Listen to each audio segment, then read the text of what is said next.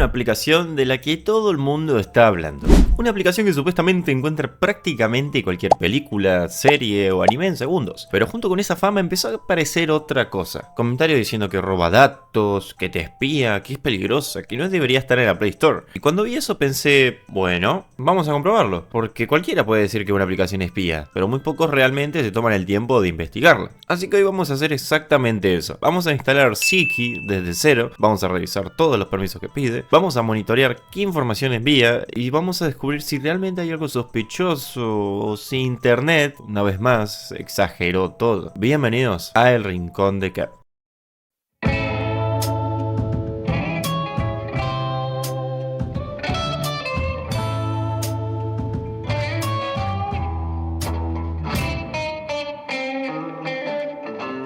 Antes de instalar nada, quería entender de dónde venía toda esta polémica, porque basta con buscar Seeky en TikTok, YouTube o X para encontrarte comentarios como te robo toda la información, es un virus, no lo descarguen, seguro vende tus datos. Cuanto más leía, más me llamaba la atención que casi nadie explicaba por qué, simplemente repetían lo que habían leído en otro lado. Y eso es justamente lo peligroso de internet, que un rumor repetido 1000 veces empieza a parecer una verdad, así que dejamos de hablar y empecemos a probar. Lo primero que hice fue descargarla directamente desde la App Store o Play Store. Y esto ya elimina uno de los primeros mitos, porque si una aplicación estuviera haciendo cosas extremadamente peligrosas, difícilmente seguiría publicada en la tienda oficial de Google o la App Store. Y sí, eso no significa automáticamente que sea perfecta. Google también se equivoca, pero ya es un primer filtro bastante importante. La instalación termina, la abro por primera vez y acá empieza lo interesante. Una de las mayores acusaciones es que pide permisos innecesarios, así que decidí revisar absolutamente todos. Lo primero que hice fue entrar a la configuración y... sorpresa, no tenía permisos concedidos automáticamente. Fui habilitando uno por uno para entender para qué servían. La cámara tiene sentido, porque la aplicación permite escanear documentos. Los archivos también, porque puede abrir PDFs, imágenes y analizarlos con IA. Y algo que me llamó la atención es que no me pidió acceso a mis contactos, tampoco a mis llamadas, ni a mis SMS, ni a mi ubicación constantemente. Justamente los permisos que suelen levantar más sospechas. Además, Android o Apple permite revocar cualquiera de estos permisos cuando quieras, así que el usuario sigue teniendo el control. Pero los permisos son solo una parte, porque una aplicación podría no pedir nada y aún así enviar información a servidores externos. Así que decidí ir un paso más allá. Abrí herramientas para monitorear el tráfico de red.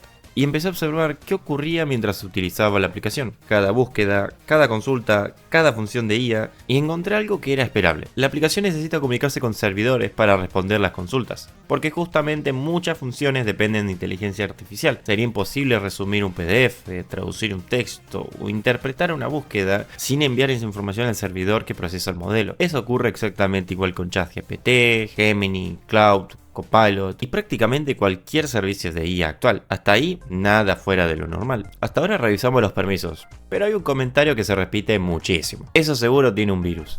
Así que hagamos una prueba bastante sencilla. Voy a analizar el APK con uno de los servicios más utilizados para detectar malware. Este servicio compara el archivo contra decenas de motores antivirus distintos. No es magia ni garantiza que una aplicación sea perfecta, pero sí nos permite detectar si alguno de los principales antivirus lo identifica como malware. En este caso, ningún motor antivirus lo detectó como virus. Eso significa que, al menos según los motores de análisis más utilizados, no hay evidencia de que el APK contenga malware conocido. Y esto también tiene sentido. Si realmente estuviera distribuyendo código malicioso de forma evidente, lo más probable es que Google lo hubiera retirado de la Play Store hace tiempo. Hay algo que me hizo pensar bastante mientras preparaba este video, y es que creo que el problema ya no es solamente Seek, es la forma en la que consumimos información en internet, porque hoy aparece una aplicación nueva y antes de que alguien la pruebe de verdad, ya hay decenas de videos diciendo que es un virus, que roba datos o que te va a hackear el teléfono. Y no estoy diciendo que eso nunca pase, de hecho, sí ha pasado. A lo largo de los años vimos aplicaciones que escondían malware, pedían permisos absurdos, o terminaban filtrando información de sus usuarios. Casos así existieron y por eso es lógico que la gente desconfíe. El problema aparece cuando dejamos de distinguir entre una sospecha y una prueba. Porque hoy cualquiera puede abrir TikTok, grabar un video de 30 segundos diciendo no descargues esta app porque te espía, y conseguir cientos de miles de reproducciones. Y lo más curioso es que muchas veces, cuando entras a los comentarios y preguntas ¿cómo lo sabes?, la respuesta suele ser lo vi en otro video. Y este es el ciclo. Alguien repite algo, después otro creador hace un video hablando de eso, y cuando te querés dar cuenta, miles de personas están convencidas de algo que nadie se tomó el tiempo de comprobar. Eso tiene un nombre: efecto bola de nieve. Una afirmación que se repite tantas veces que termina pareciendo un hecho, aunque nunca haya existido una evidencia sólida detrás. Y esto no pasa solamente con aplicaciones, pasa con herramientas de inteligencia artificial, con juegos, con empresas, con tecnologías nuevas y prácticamente con cualquier cosa que se vuelva viral. Por eso, cuando decidí hacer este video, no quería venir a decirte instalar Seek porque es buenísima. Tampoco quería decirte no la uses nunca.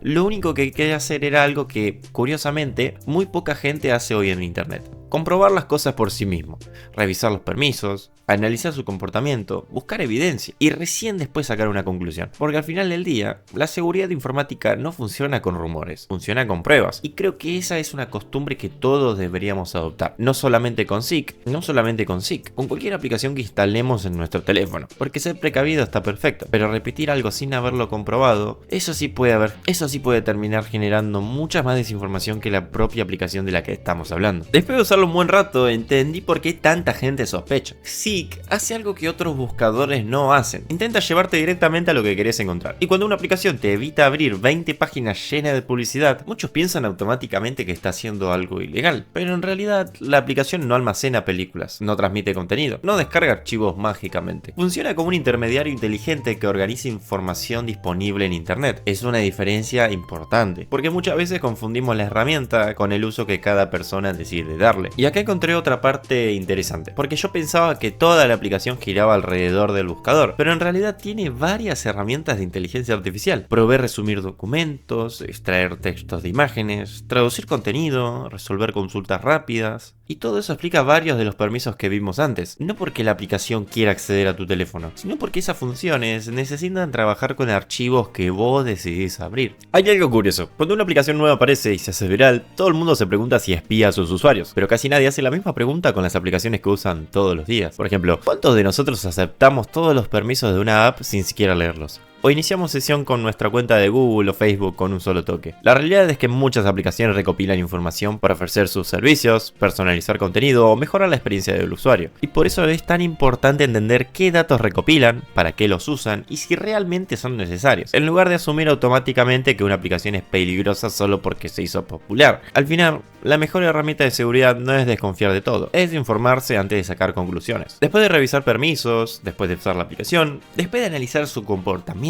la conclusión a la que llegué es bastante distinta a la que esperaba antes de empezar. No encontré evidencia de que la aplicación esté robando información personal, ni que pida permisos extraños, ni comportamientos fuera de lo habitual para una aplicación con funciones de inteligencia artificial. ¿Eso significa que hay que confiar ciegamente en cualquier aplicación? Por supuesto que no. Siempre hay que revisar los permisos, descargar desde tiendas oficiales y entender qué información compartimos. Pero también hay que evitar caer en el otro extremo: repetir que una aplicación espía simplemente porque alguien lo dijo en internet. La mejor forma de saber si algo es peligroso sigue siendo investigando. Y justamente eso fue lo que intentamos hacer hoy. Ahora, quiero leer tu opinión. ¿Vos ya conocías Seek? ¿La habías probado? ¿O también pensabas que era una aplicación peligrosa? Voy a estar leyendo todos los comentarios. Yo soy Kep y nos vemos en el próximo video. Chau chau.